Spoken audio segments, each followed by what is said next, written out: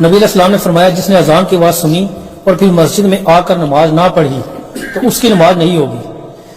ہاں مگر عذر ہو کر کوئی تو ٹھیک ہے، بالکل جبکہ آپ کا موقف ہے کہ جماعت رہ جائے تو گھر میں بھی نماز پڑھ سکتی ہیں، کیا یہ حدیث کی مخالفت نہیں؟ یہ موقف ہے نا جی،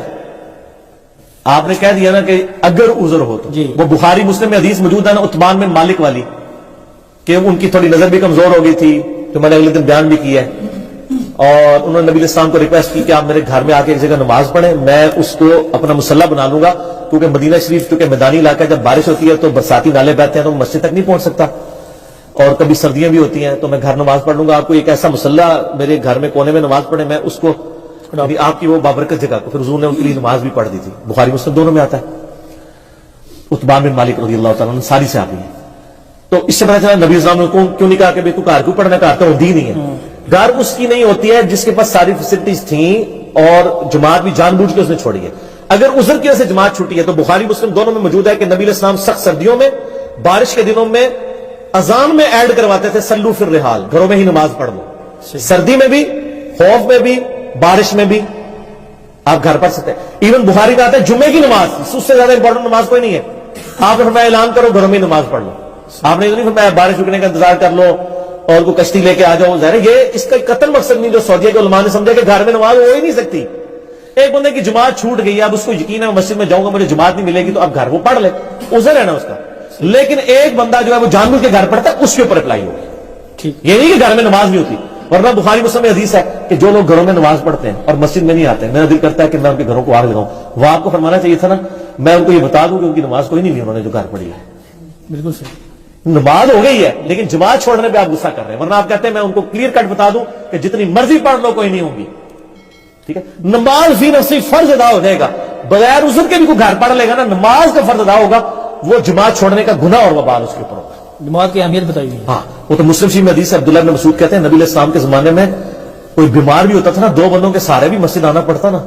یہ جماعت کے فضائل میں آپ کو مشکات میں ساری حدیثیں مل گئی، تو وہ گھسٹتا ہوا مسجد میں آتا تھا، کہیں اس کو لوگ منافق نہ سمجھ لیں کہ یار یہ جماعت سے نماز نہیں پڑھتا، کیونکہ بخاری مسلم میں آتا ہے نا کہ منافقین پہ دو نمازیں بڑی باری ہیں، فجر و عشاء۔ سنن نسائی میں آتا ہے نا آپ نے فجر کی نماز پڑھائی، پوچھا فلاں کدھر، فلاں کدھر، کوئی بھی نہیں،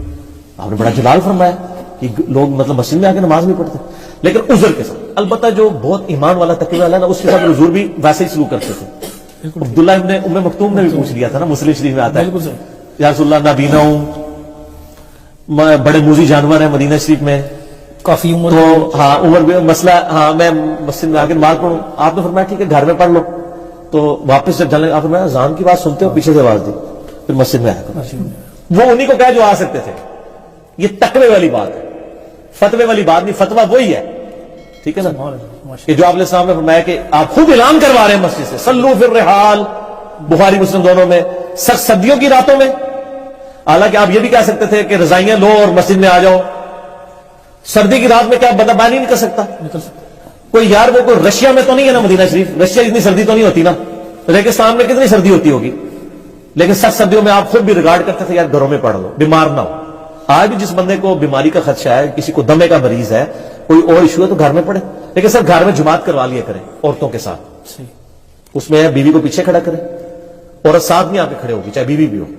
عورت کی صف چونکہ علیحدہ ہوتی ہے، اگر بچے بھی ہیں چھوٹے ان کو پہلی صف بنائیں اور بیوی کو دوسری صف میں کھڑا کریں اور بچیوں کو بھی دوسری صف میں، تو آپ کروائیں، گھر میں پڑھ سکتے ہیں۔ اقامت ہوگی جی، جماعت کھڑی کرنے کے لیے اقامت ہوگی،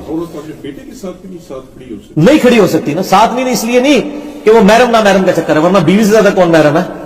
وہ چکر یہ ہے کہ عورت اور مرد کی صف الگ ہے، وہ نماز کا ڈیکورم اور پروٹوکول ہے۔ اقامت بھی ہوگی سر، جتنی جماعتیں ان کے لیے اقامت کریں، آپ اذان دینے کی ضرورت نہیں ہے، وہ باہر کی اذان کافی ہے، لیکن اگر دے دے تو افضل ہے۔ وہ بخاری میں حدیث ہے تیرے رب کو اس گڈریے پہ بڑا پیار آتا ہے جو پہاڑ کی چوٹی پہ اکیلا اذان دے کے اقامت کہہ کے نماز قائم کرتا ہے۔ اچھا اکیلے بھی جماعت ہو جاتی ہے سر، صحیح، عرب کے لوگوں کو تو پتہ ہے نا، اکیلے بھی جواب سے پڑھتے ہیں تھوڑی اونچی آواز سے تاکہ کوئی آگے شامل بھی ہو جائے۔